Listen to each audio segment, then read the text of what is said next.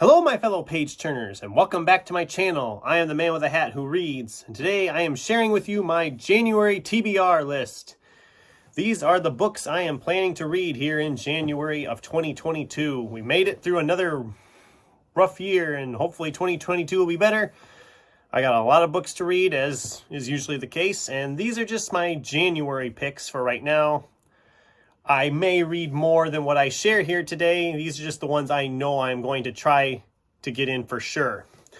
Starting with two from my local library that I heard a lot about, and these are essentially holdovers from last year. One is Taylor Jenkins Reid's Malibu Rising. I was a huge fan of Daisy Jones, huge fan of Evelyn Hugo, and I am very excited for this one. I've been waiting for it for a while. Finally got a hold of it.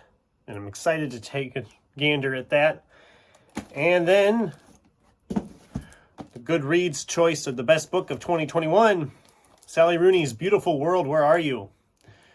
I don't know much about this book. I read her book Normal People about a year and a half ago, and really enjoyed it. So I'm very excited to break into this, especially hearing all the praise that's been thrown on it.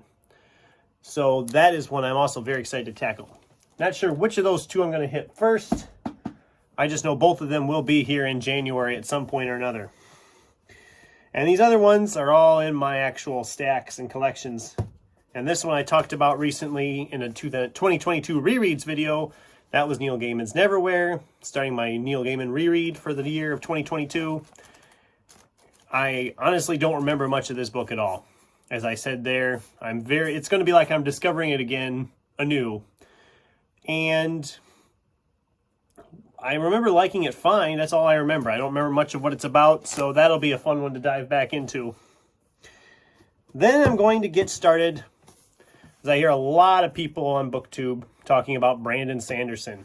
I have yet to really read any of his stuff, but I have this nice little edition here. It's a single book called Legion, The Many Lives of Stephen Leeds. From what I've gathered, it's a sci-fi series. There was like two or three novellas, and they put them all together in this one book. And I figure this is a good way to actually get into Brandon Sanderson a little bit, see if I like his writing style before I tackle any of those ginormous series he has out there. And I'm excited for this one too. I mean, I'm always good for a good sci-fi. I'm always on board, and I've heard a lot of good things about Sanderson, so I'm very curious to check that one out. Okay, I'm a movie buff besides, and this one caught my eye, but this is Caddyshack, the making of a Hollywood Cinderella story. Caddyshack is a great movie. It's a comedy classic, and this book is about the making of it, and that's interesting to me.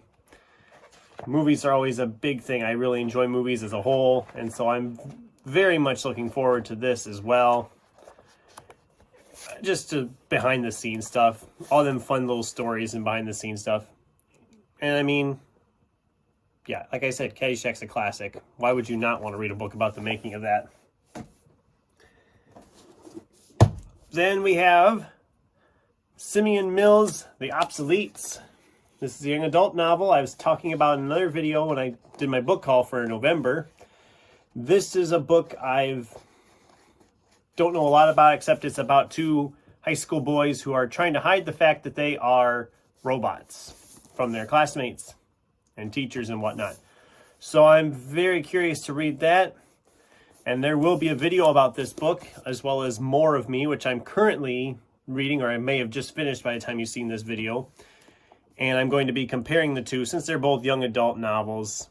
It's going to be a new series I'm going to be doing on the channel about similar books with similar themes or whatever, kind of going head to head to see which of them I enjoyed more. Then we have Ted Decker's Rise of the Mystics. This is the second book in his two-book Beyond the Circle series. I was a huge fan of Ted Decker's Circle trilogy when it first came out, and I read that. Then he did a sequel called Green that I didn't love. And then last year I reread the Circle series, and I hated Green all the more and got rid of it. But I had these two. There was a previous book called The 49th Mystic and then Rise of the Mystics that were a sequel series. I didn't love 49th Mystic very much. I already got rid of it, actually. And I thought about just getting rid of this as well. But seeing as I have it, and the first one did kind of end on a cliffhanger, I should at least see if it gets better in its second half. I'm hoping so.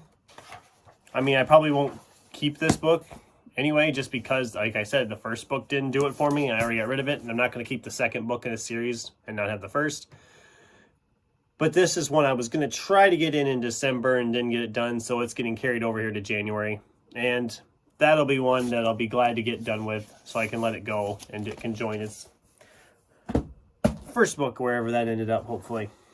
And then this last one, I actually picked up last summer and have been wanting to read it for a long time, and that is The 7.5 Deaths of Evelyn Hardcastle by Stuart Turton. And essentially, this sounds like a Groundhog Day, body swap, murder mystery.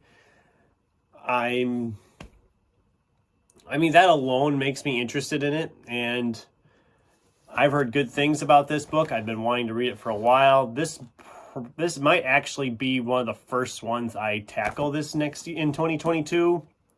By the time you see this video, I might already be in the process of reading this book. It's hard to say. I'm really excited to dive into this and have a lot of fun with it. Hopefully, I've heard good things. I'm hoping I'll enjoy this.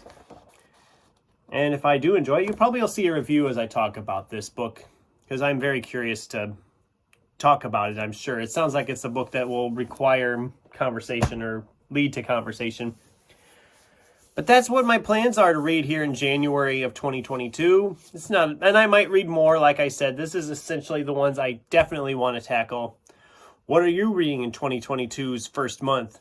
Let me know in the comments down below. And until next time, thanks for watching and keep turning pages.